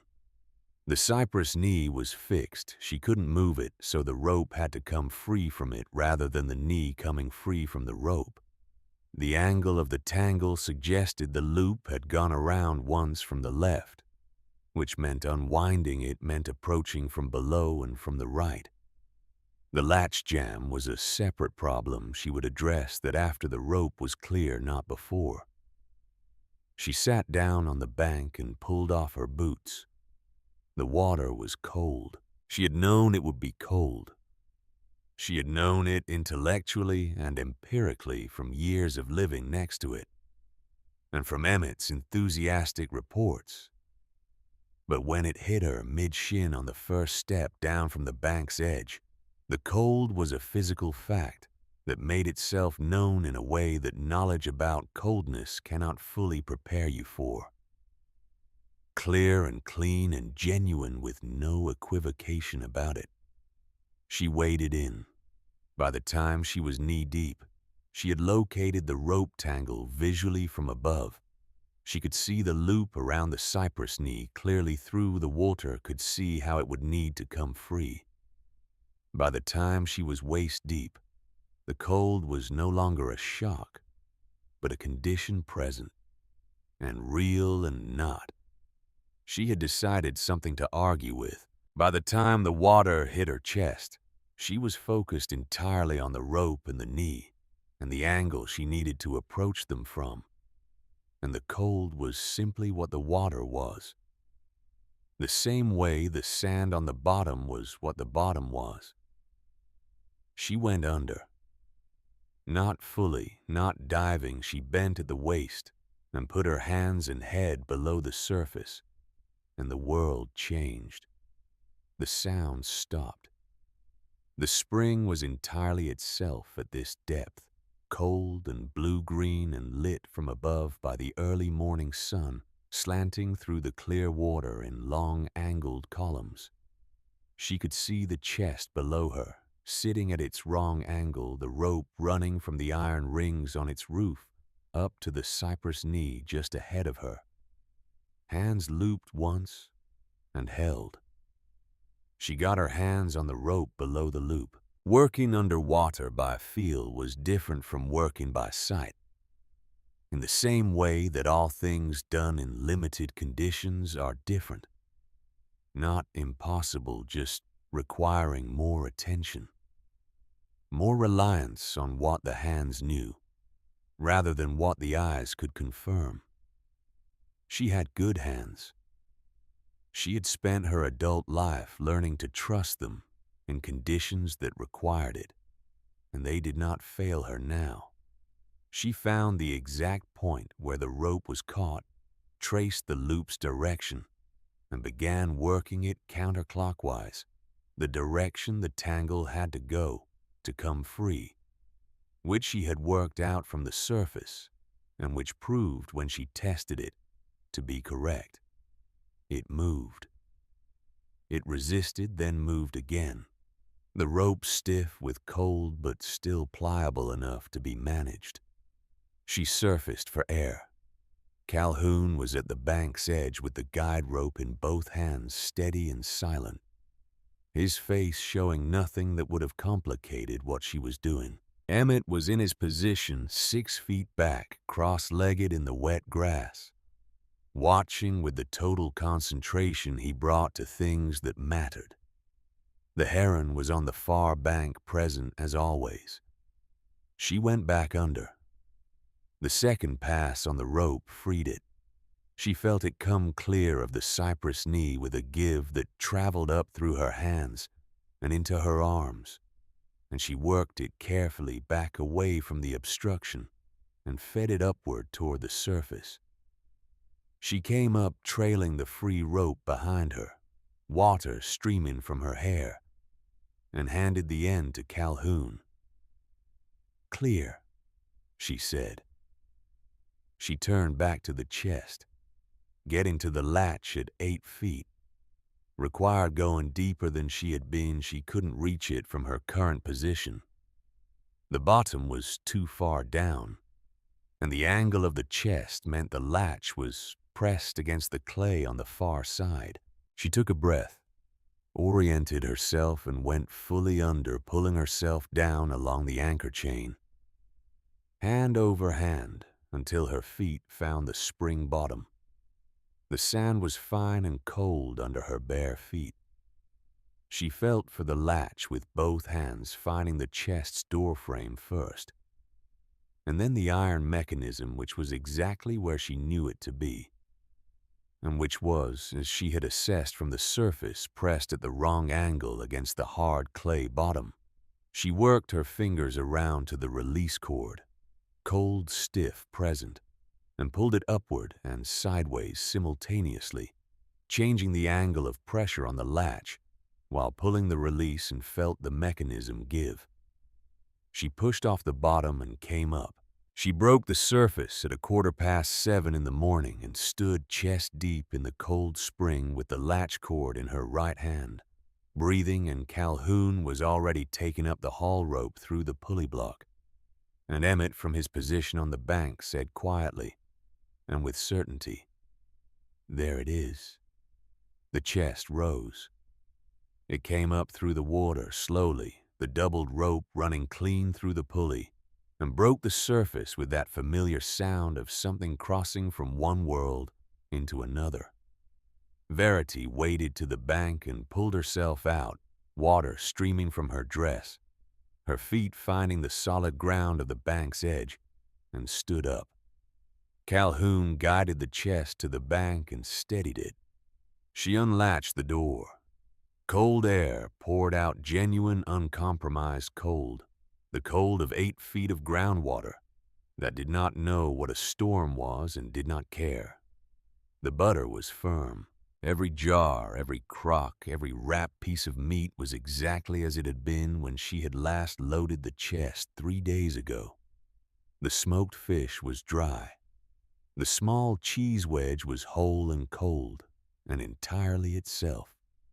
The young carrots in their damp cloth were crisp and clean and cool.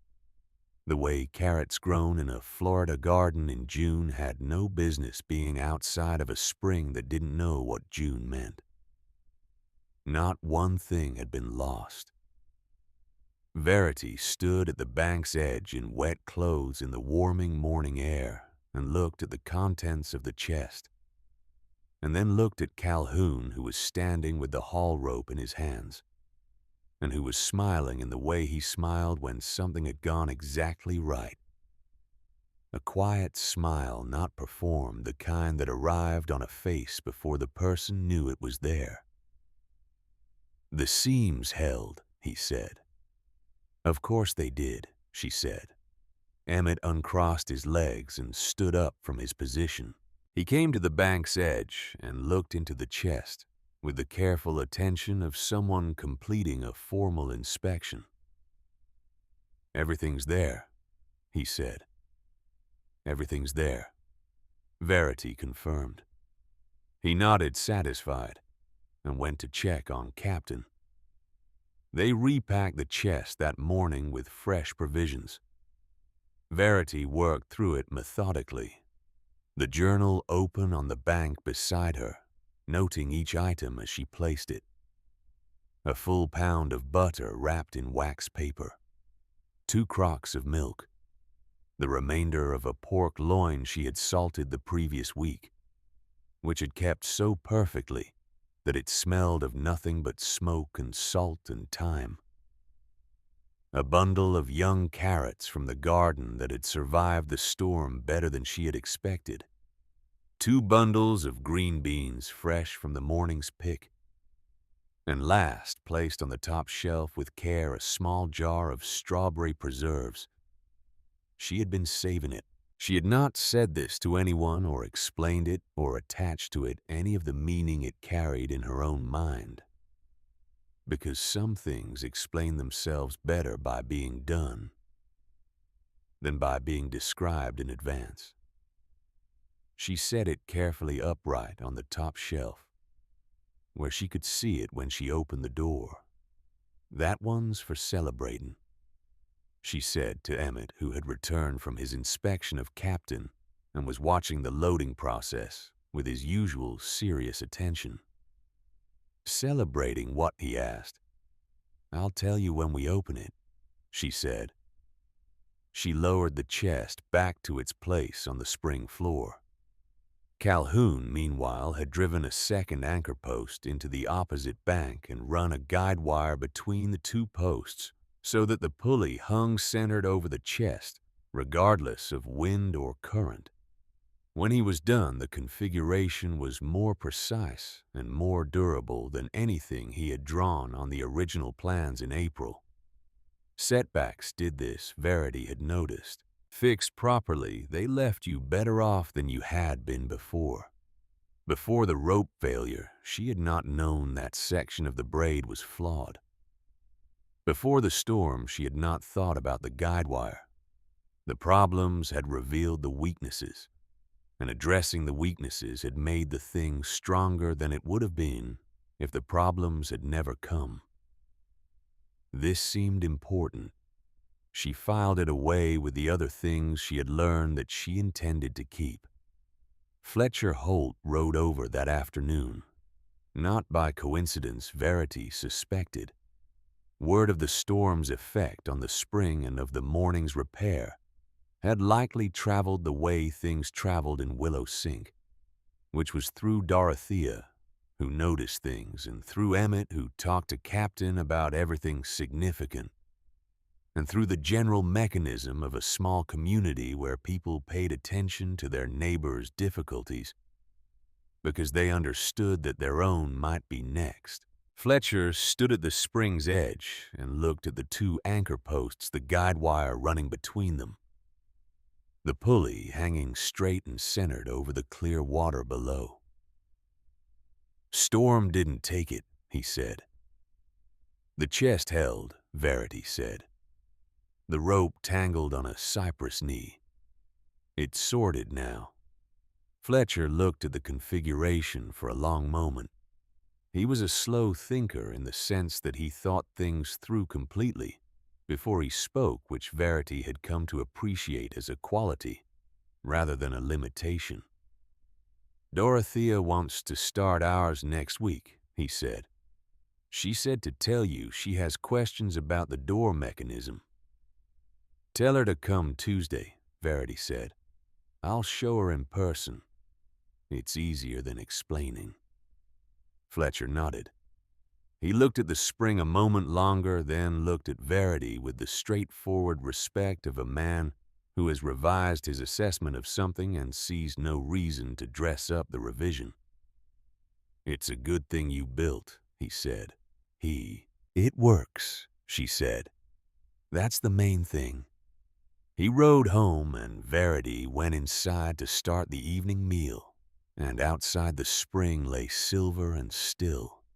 In the afternoon light, the guide wire a clean line between the two posts, the doubled rope running straight down into the blue-green depths where the chest sat steady and cold and whole. Reverend Cornelius Vance came on a Monday. He arrived mid-morning, and Verity was at the spring running the routine check, pulling the chest up, going through the inventory, making the notations in the journal when she heard his horse on the lane. She did not stop what she was doing. She finished the check, recorded the last entry, lowered the chest back to its position, and tied off the rope before she turned to greet him. He had been watching. She could see from his expression that he had been there long enough to watch the whole operation. The haul, the latch, the inventory, the journal, the lowering, the tying off. He had watched it the way he watched sermons being delivered by guest ministers, with the careful attention of someone assessing the quality of the work. He dismounted and stood at a distance for a moment before coming toward the spring. "I heard about the storm," he said. "I wanted to see how things stood." "Everything stood," Verity said. She gestured toward the spring. "The chest held through the storm surge. We had a rope tangle to sort out. It sorted." He looked at the guide wire between the two posts. He looked at the doubled rope running down through the pulley block. He looked at the journal in her hand, which she had not put away. "May I?" he said. She handed him the journal. He read it with the same focused attention he had given the configuration. Not skimming, not performing attention, but actually reading. He read back several pages to the entries from April, and then forward to the most recent date. He read the numbers and the conditions and the dates in and out, and his face, which was not an expressive face, showed something shifting in it that she could not quite name. He handed the journal back. "Mrs. Marsh," he said. "Reverend."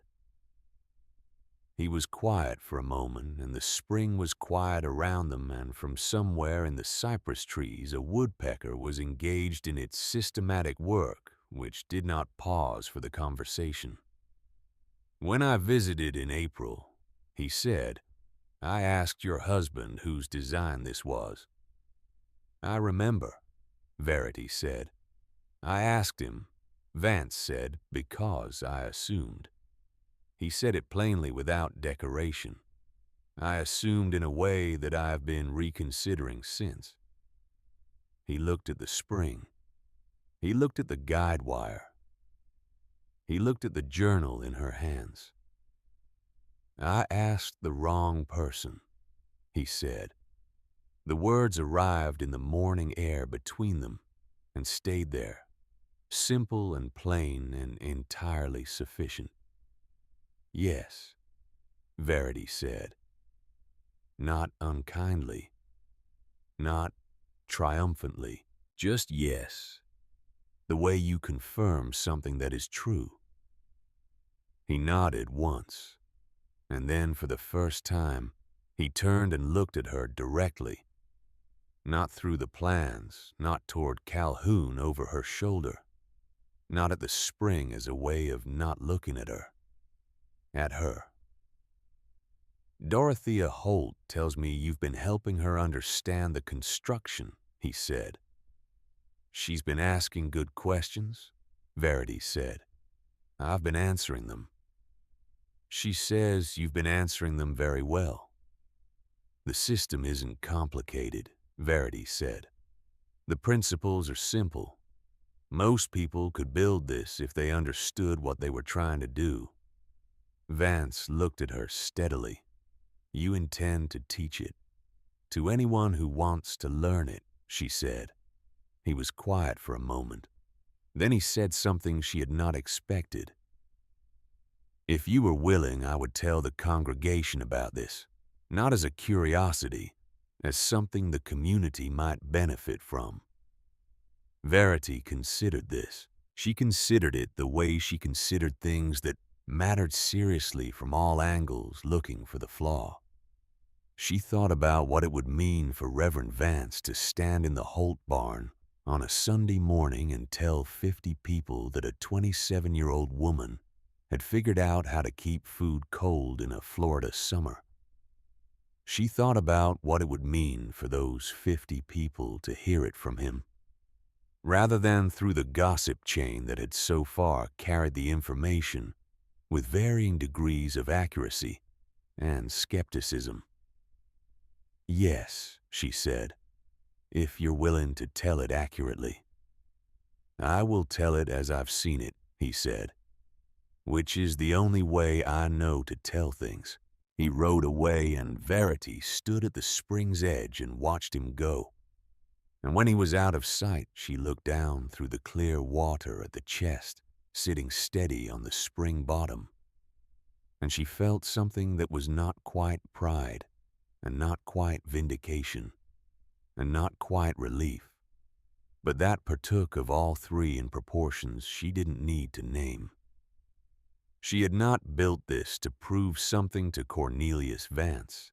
She had built it because the food kept spoiling and she had figured out how to stop it. But the proving had happened anyway, the way proofs do when the evidence is handled properly and the record is kept. The summer settled in. June came fully into its own, which in Florida meant the temperature settled into the upper 80s and stayed rising occasionally to something that had to be experienced to be appreciated, and that no description from someone who had not lived through it would prepare you for. The insects were a curtain in the evenings. The vegetables in the garden grew at a speed that would have seemed improbable in Georgia, because the heat that was working against the preservation of everything that had been harvested was also working very enthusiastically in favor of everything still in the ground. Verity reorganized her household around the cold of the spring, the way you reorganize a room around a new piece of furniture that changes what the room is for. She churned butter twice a week instead of once, because butter kept nil. She purchased salt pork in the quantity that made economic sense, rather than in the small amounts she had been forced to use.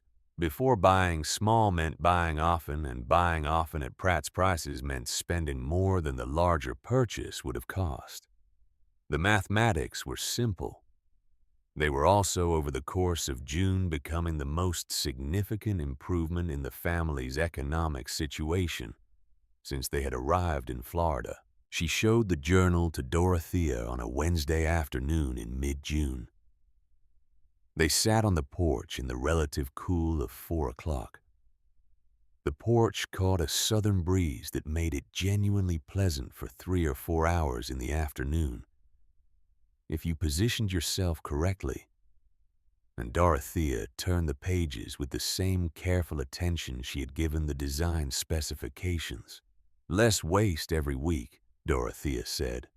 It compounds, Verity said. Once you're not replacing what you lost, you start getting ahead.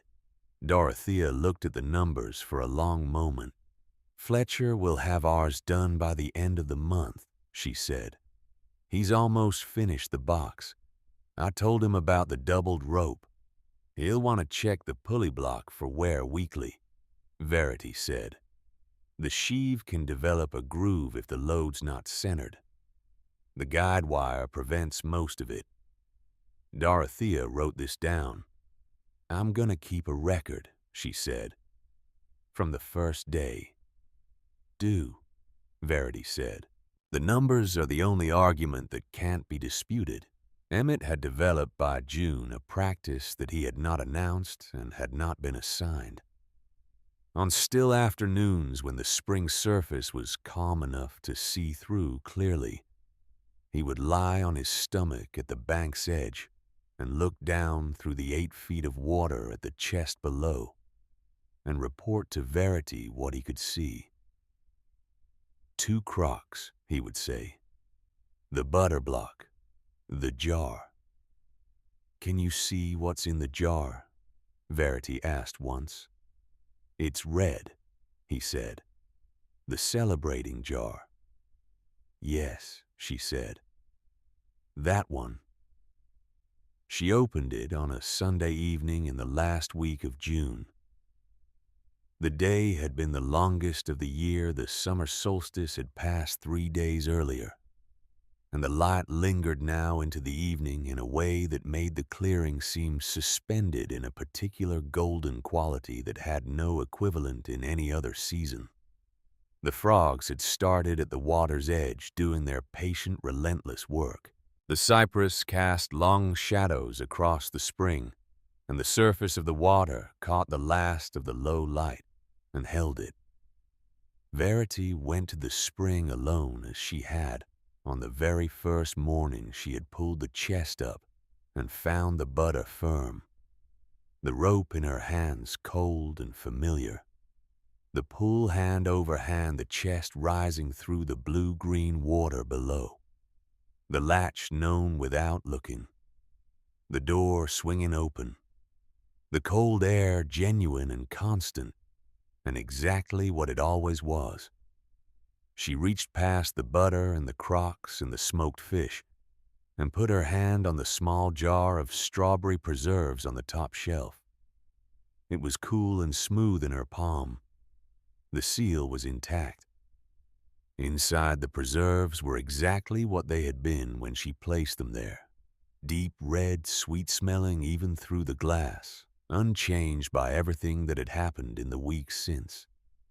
She carried it inside. Calhoun was at the table mending the same piece of harness that had been his occupation during the storm, which had become in some way an ongoing relationship between him and the leather, rather than a task with a defined completion. He looked up when she came in. Emmett was on the floor near the cold fireplace, with a new drawing in progress. This one featuring what appeared to be Captain in conversation with the underwater pantry, which he had rendered with considerable structural accuracy, given that he had never seen the inside of it from below. Verity set the jar on the table. She got the cornbread she had made that afternoon. It had been cooling on the counter for 2 hours and was exactly the right temperature. Now the way cornbread needed to be before you added anything to it that deserved proper attention. She put it on the table beside the jar. She opened the preserves. The smell that came out of the jar was summer strawberries and sugar, and the particular sweetness of fruit put up at its best moment. And that moment had been preserved intact down in the cold dark of the spring through storms and rope failures and doubt and the long work of daily maintenance. and it was present now in the cabin in the lantern light exactly as it had been when it was made. She spread it on the cornbread. She gave a piece to Emmett and a piece to Calhoun, and she kept one for herself. And they sat at the table together in the warm light of the June evening, the frogs outside, and the spring beyond the door, and the solstice dark coming down slow over everything. "What are we celebrating?" Emmett asked. He had asked this several times over the preceding weeks and had been told each time to wait, and he had waited with the patience of a child who understands that some answers are worth the time they take. Verity looked at Calhoun. He looked back at her, and in the look were all the months of this, the flooded cellar, the spoiled meat, the cold spring in the pre-dawn, the pitch applied twice, the rope replaced the storm, the cold water at her chest, the butter firm every morning's entry in the brown journal accumulating into a record of something that had worked when they had needed it to work. That we stayed, she said, and that it worked. Emmett held his cornbread in both hands and considered this with the gravity he brought to important things. There was preserves at the corner of his mouth. He was 6 years old and had lived his entire understanding of the world next to a spring that he knew better than anyone, and the spring had given them what they needed, because he had been paying attention when it mattered. "I knew it would work," he said. "There weren't any bubbles, and on the longest day of the year, when the light went on and on into the evening, until it seemed like the sun had decided to simply stay." Verity Marsh sat on the front porch steps of the cabin at Willow Sink and let the solstice evening come down around her slowly. The spring was mirror still. The lily pads had spread across the north half of the basin now, and Captain was in his place on the submerged log in the shallows, and the heron stood at the far edge in its attitude of perfect professional patience. The frogs had not started yet. That was coming. Emmett was asleep in the loft. She had listened to him go quiet over the course of 20 minutes, his breathing changing from the uneven rhythm of a child fighting sleep to the steady, deep sound of a child who had lost the fight completely and was at peace with the outcome. The journal was in her lap. She was not reading it. She knew what it said.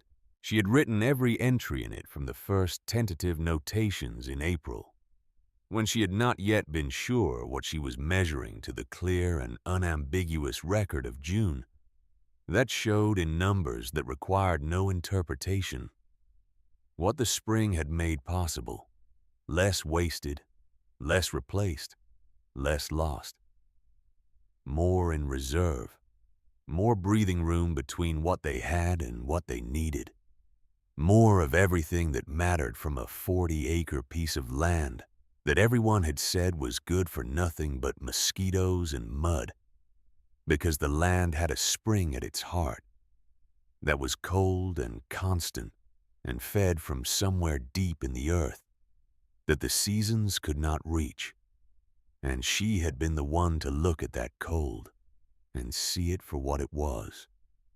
Not an obstacle, not a feature, a resource.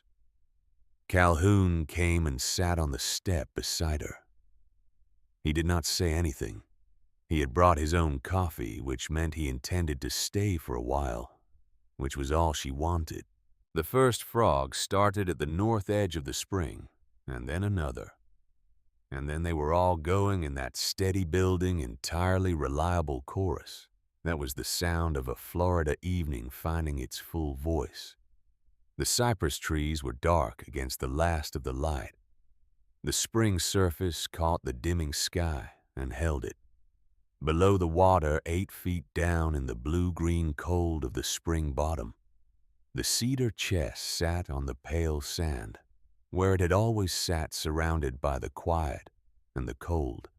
and the constant upwelling of groundwater from somewhere deep and permanent. The doubled rope ran clean from the iron rings on its roof, up through the clear water to the pulley block, and down to the cedar post on the bank. The anchor chain held. The pitch was whole in every seam. Inside, butter and milk and smoked fish and a wedge of cheese and a crock of young carrots from the garden, cool and whole and good exactly as placed unchanged by everything the surface world had done in the time since. The frogs sang. The light failed gently. The spring held its cold. Verity did not need to say anything, and she did not. They were home.